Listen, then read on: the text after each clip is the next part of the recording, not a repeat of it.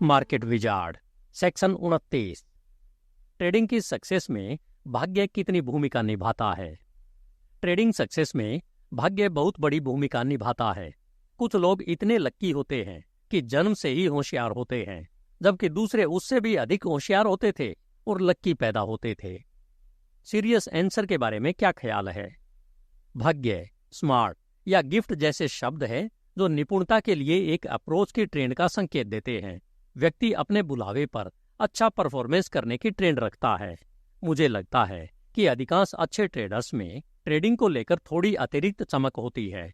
कुछ लोग स्वाभाविक संगीतकार, चित्रकार, सेल्समैन या एनालिस्ट होते हैं। मुझे लगता है कि ट्रेडिंग के लिए प्रतिभा हासिल करना कठिन है। हालांकि यदि यह पहले से ही मौजूद है तो इसे खोजा और डेवलप किया जा सकता है। ट्रेडिंग का आपके पर्सनल जीवन पर क्या प्रभाव पड़ा है। मेरा निजी जीवन मेरे ट्रेडिंग जीवन के साथ इंटीग्रेट है।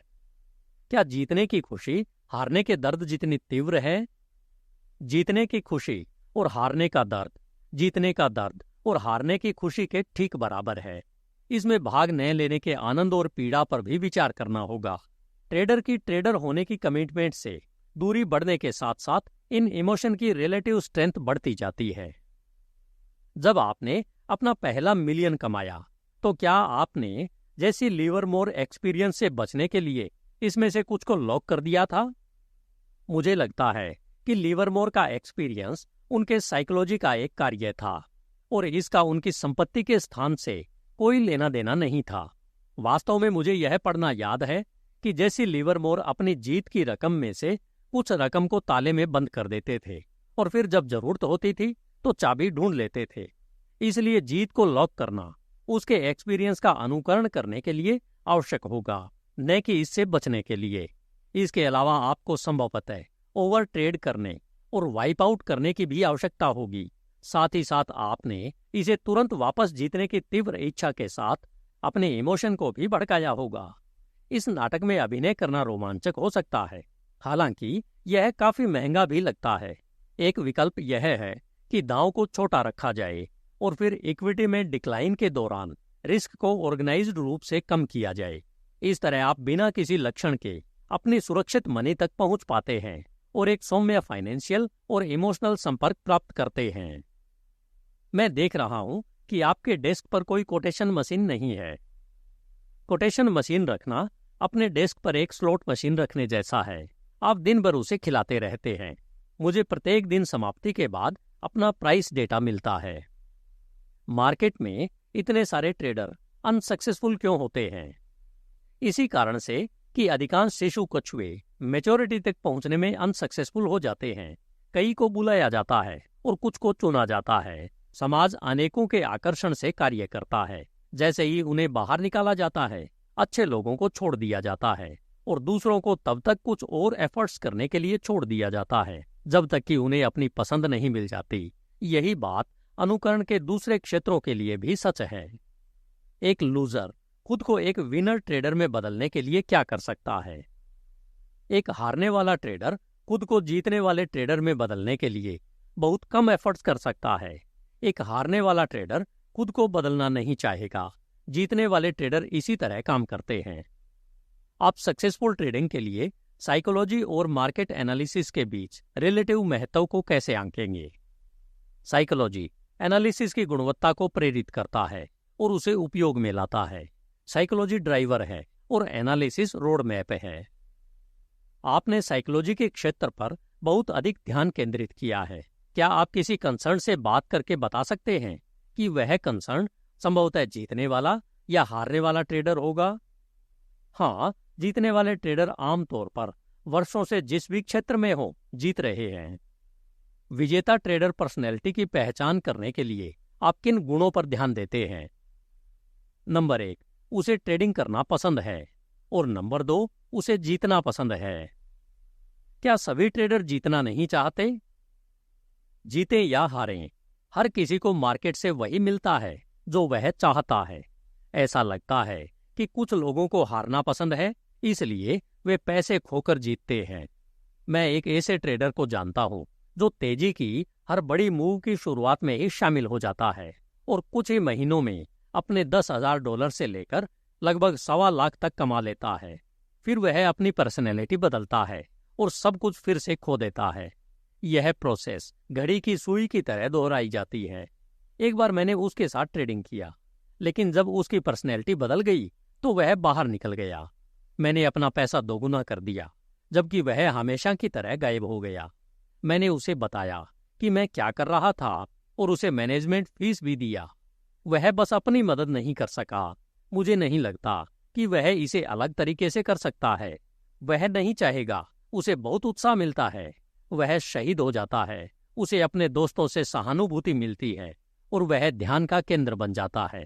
इसके अलावा संभवतः वह लोगों के साथ रिलेशनशिप बनाने में अधिक सहज हो सकता है यदि वह उनके फाइनेंशियल लेवल पर हो। कुछ लेवल पर मुझे लगता है कि उसे वास्तव में वही मिल रहा है जो वह चाहता है। मुझे लगता है कि अगर लोग अपने ट्रेडिंग पैटर्न को गहराई से देखें तो वे पाएंगे कि बैलेंस पर अपने सभी लक्ष्यों सहित उन्हें वास्तव में वही मिल रहा है जो वे चाहते हैं, भले ही वे इसे समझ न सकें या इसे स्वीकार करना न चाहें। मेरा एक डॉक्टर फ्रेंड एक कैंसर रोगी के बारे में स्टोरी सुनाता है जिसने अपनी पोजीशन का उपयोग ध्यान अट्रैक्ट करने और सामान्य तौर पर अपने आसपास के लोगों पर हावी होने के लिए किया। उनके परिवार के साथ पहले से समायोजित एक प्रयोग के रूप में डॉक्टर ने उसे बताया कि एक शॉट अवेलेबल है जो उसे ठीक कर देगा। वह शॉट के लिए उपस्थित होने से बचने के लिए लगातार बहाने ढूंढती रही और अंततः इससे पूरी तरह बच गई। शायद उनकी पॉलिटिकल पोजीशन उनके जीवन से अधिक इम्पोर्टेंट थी। लोगों का ट्रेडिंग परफॉर्मेंस संभवतः जितना वे स्वीकार करना चाहते हैं उससे कहीं अधिक उनकी प्रायोरिटी को दर्शाता है।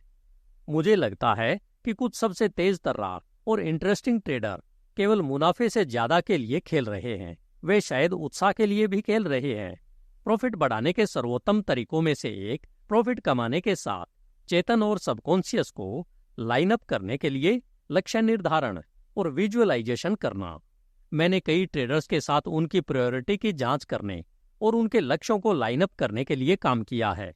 मैं सम्मोहन, श्वास, गति, दृश्य, मालिश इत्यादि के कॉम्बिनेशन का उपयोग करता हूँ। ट्रेडर आमतौर पर या तो नंबर 1 अधिक सक्सेसफुल हो जाते हैं या नंबर 2 उन्हें एहसास होता है कि वे वास्तव में पहले स्थान पर ट्रेडर नहीं बनना चाहते थे।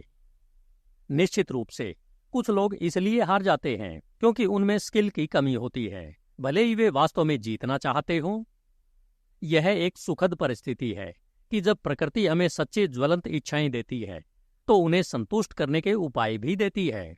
जो लोग जीतना चाहते हैं और उनके पास स्किल की कमी है, उन्हें मदद के लिए किसी कुशल व्यक्ति की मदद मिल सकती है। मुझे कभी कभी मार्केट की डायरेक्शन से संबंधित सपने आते हैं। हालांकि ये सपने बहुत कम आते हैं, लेकिन अस्वाभाविक रूप से ये अक्सर सही साबित होते हैं। क्या आपको भी कोई ऐसा ही एक्सपीरियंस हुआ है?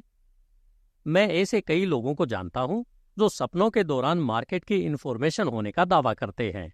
मुझे लगता है कि सपनों का एक कार्य उन इन्फॉर्मेशन और इमोशन का सामंजस्य स्थापित करना है जो चेतन मन को कठिन लगती है। फॉर एग्जाम्पल, मैंने एक बार अपने कई दोस्तों से कहा था कि मुझे उम्मीद है कि सिल्वर में बढ़ोतरी जारी रहेगी। इसके बजाय जब यह नीचे चला गया तो मैंने सिग्नल्स को नजरअंदाज कर दिया और खुद को यह बताने की कोशिश की कि यह सिर्फ एक अस्थायी सुधार है। मैं सम्मान और मनी खोने के कगार पर था। मैं गलत होने का रिस्क नहीं उठा सकता। लगभग उसी टाइम मैंने एक बड़े चमकदार सिल्वर के विमान में होने का सपना देखा था जो रुक गया और एक अपरिहार्य क्रैश की ओर जाने लगा। आखिरकार मैंने अपनी सिल्वर पोजीशन छोड़ दी, यहां तक कि शॉर्ट हो गया और सपने आना बंद हो गए। आप सक्सेस का आंकलन कैसे करते हैं? मैं सक्सेस का आंकलन नहीं करता, मैं इसका जश्न मनाता हूं। मेरा मानना है कि सक्सेस का रिलेशनशिप फाइनेंशियल प्रॉफिट की परवाह किए बिना किसी की इच्छा को खोजने और उसका पालन करने से है। सेकोटा की टिप्पणियों में हास्य से मूर्ख मत बनो। उनके सारगर्भित उत्तरों में काफी सीरियस ज्ञान है। जैक के लिए इंडिविजुअल रूप से सबसे प्रभावशाली टिप्पणी यह थी, हर किसी को मार्केट से वही मिलता है जो वे चाहते हैं। जब सेकोटा ने पहली बार यह टिप्पणी की तो जैक को लगा कि वह केवल प्यारा बिहेव कर रहा था, लेकिन उन्हें जल्द ही एहसास हुआ कि वे बेहद सीरियस थे। इस आधार पर जैक की रिएक्शन अविश्वसनीय थी। इसका तात्पर्य यह है कि सभी हारने वाले हारना चाहते हैं और सभी विजेता जो अपने लक्ष्य से पीछे रह जाते हैं सक्सेस की एक लिमिट के लिए कुछ आंतरिक आवश्यकता को पूरा कर रहे हैं, जिसे निगलना एक कठिन प्रस्ताव है। हालांकि जैक का कठोर तार्किक दिमाग आमतौर पर इस विचार को खारिज कर देगा। मार्केट्स और लोगों के बारे में सेकोटा के ज्ञान के प्रति उनका सम्मान जैक को इस कथन की संभावित सच्चाई पर विचार करने के लिए मजबूर करता है कि हर किसी को मार्केट से वही मिलता है जो वे चाहते हैं, जो कि एक सबसे उत्तेजक कंसेप्ट है। तो अभी आपने इस बुक के सेक्शन को सुना। अगर आपको मेरा यह प्रयास पसंद आया हो तो इस चैनल को सब्सक्राइब करें, लाइक करें और अपने कम से कम 4 दोस्तों के साथ सोशल मीडिया पर शेयर अवश्य करें। धन्यवाद। HindiAudiobook.com। आपका दिन शुभ हो।